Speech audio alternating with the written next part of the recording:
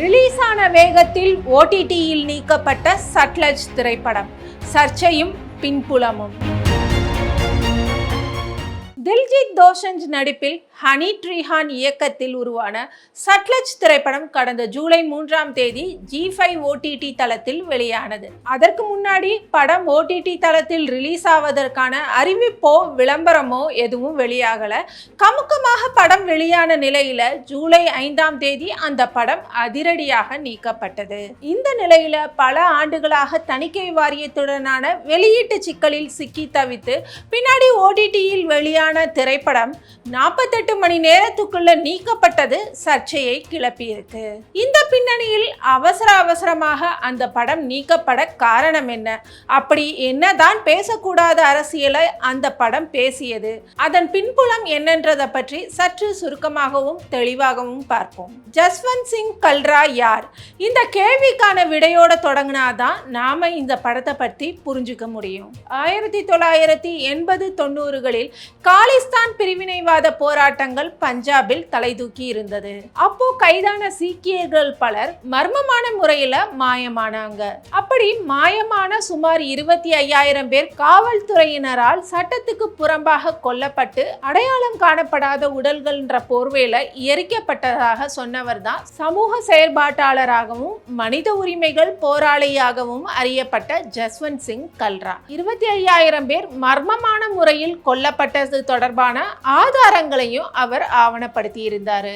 அவருடைய புலன் விசாரணை ஆதாரங்கள் சர்வதேச கவனத்தை ஈர்த்தன. பஞ்சாபில் மனித உரிமைகள் மீறல் நடந்திருப்பதாக பேசவும் வச்சன. இந்த நிலையில 1995ஆம் ஆண்டு கல்ரா மாயமானாரு. அவரும் மர்மமான முறையிலேயே கொல்லப்பட்டாரு. ஓராண்டுக்கு பின்னாடி அவரோட மர்ம மரணம் தொடர்பான விசாரணை CBI வசம் ஒப்படைக்கப்பட்டது. CBI விசாரணையில கடைசியா கல்ரா கைது செய்யப்பட்டு டான் டரன் காவல் நிலையத்துக்கு அழைத்து செல்லப்பட்டார்ன்றது கண்டுபிடிக்கப்பட்டதோடு அந்த காவல் நிலையத்தின் 9 காவலர்கள் மீது கடத்தல், கொலை குற்றச்சாட்டுகளை பதிவு செய்யவும் பரிந்துரைத்தது. 2007 அக்டோபர்ல பஞ்சாப் மற்றும் ஹரியானா உயர்நீதிமன்றம் குற்றவாளிகளின் தண்டனையை ஆயுள் தண்டனையா உயர்த்தியது. இந்த நிகழ்வுகள் தான் சட்லஜ் திரைப்படத்தின் கதைக்களம். இதனாலதான் இந்த படம் தணிக்கையில பல்வேறு சிக்கல்களை சந்திச்சது. மத்திய திரைப்பட தணிக்கை வாரியம் இப்படத்துக்கு முன்பு வைக்கப்பட்டிருந்த பஞ்சாப் 95 பெயரை மாற்றும்படி முதல்ல சொன்னது. அந்த பெயர் மாற்றப்பட்டு சட்லஜ் என்று தலைப்பிடப்பட்டது. அந்த படத்துல மொத்தமா 127 திருத்தங்களை மேற்கொள்ளும்படி பரிந்துரைத்தது. இதையெல்லாம் கேட்ட இயக்குனர் ஹனி தணிக்கை வாரியம் நடைமுறை சாத்தியமற்ற கட்ஸ் நீக்கங்களுக்கு பரிந்துரைச்சிருக்கு. படைப்பு என்பது கருத்து சுதந்திரம், எங்களோட பேச்சுரிமை. படத்துல ஜஸ்வந்த் சிங் கல்ரா என்ற பெயரை கூட நீக்க சொல்றாங்க. ஒரு படத்துல 127 திருத்தங்களை செய்ய சொன்னா அது படத்தின் மீதான தாக்குதல் அல்ல, ஜனநாயகத்தின் மீதான தாக்குதல். முதல்ல படம் வெளிவரட்டும், அதுக்கப்புறம் எல்லோரும் பார்க்கட்டும், தவறு இருந்தால் நீதிமன்றம் செல்லட்டும்னு சொல்லி இருந்தது இங்க நினைவு கூறத்தக்கது. தணிக்கை வாரியத்தின் பரிந்துரைகளை படக்குழு ஏற்கவே இல்லை. அதனால படமும் வெளியாகாமலே இருந்தது. இந்த நிலையில் தான் இந்த படத்தை ஜூலை 3ஆம் தேதி என்று OTTயில் ரிலீஸ் பண்ணாங்க. ஆனா ஜூலை 5ஆம் தேதி மாலையே படம் நீக்கப்பட்டது. படம் நீக்கப்பட்டது பற்றி G5 விளக்க அறிக்கையும் வெளியிட்டது. அதுல படக்குழுவுடன் தாங்கள் நிற்பதாகவும் சொல்லி இருக்கு. அது மட்டுமல்லாம ஆற்றல் மிகு கதை சொல்லல் நீண்ட தாக்கத்தை ஏற்படுத்தும். உண்மையான அர்த்தமுள்ள கதைகளை முன்னிறுத்துவதில் நாங்க உறுதியாக இருக்கிறோம்னு G5 தெரிவிச்சிருந்தது. பொதுவாகவே OTTயில் நேரடியாக வெளியாகும் திரைப்படங்களுக்கு தணிக்கை சான்றிதழ் தேவையில்லை. அதை பயன்படுத்தி தான் படக்குழு G5 OTT தளத்துல படத்தினை வெளியிட்டது. இருந்தாலும் மத்திய அரசு 2021 தகவல் தொழில்நுட்ப சட்டத்தை சுட்டிக்காட்டி படத்தை OTT தளத்திலிருந்தும் நீக்கி இருக்கு.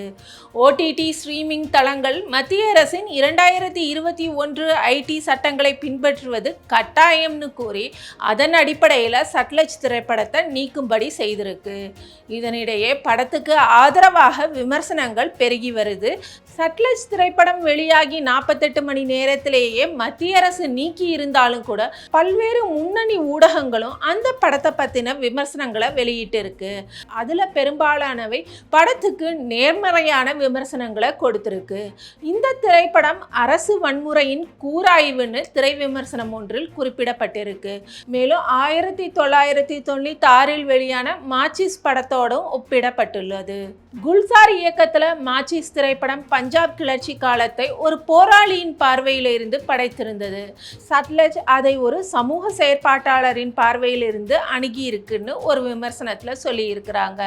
அரசியல் கொள்கைக்காக அல்லாமல் அடிப்படை மனித உரிமைகளை பற்றி பேச இந்த படம் உருவாக்கப்பட்டிருக்குன்னு இன்னொரு விமர்சனத்தில் தெரிவிக்கப்பட்டிருக்குது. சட்லஜ் திரைப்படம் OTT தளத்திலிருந்து நீக்கப்பட்டிருந்தாலும் அதை பற்றின பேச்சுக்களும் விவாதங்களும் இணையவெளியில் மிகுந்து வருது.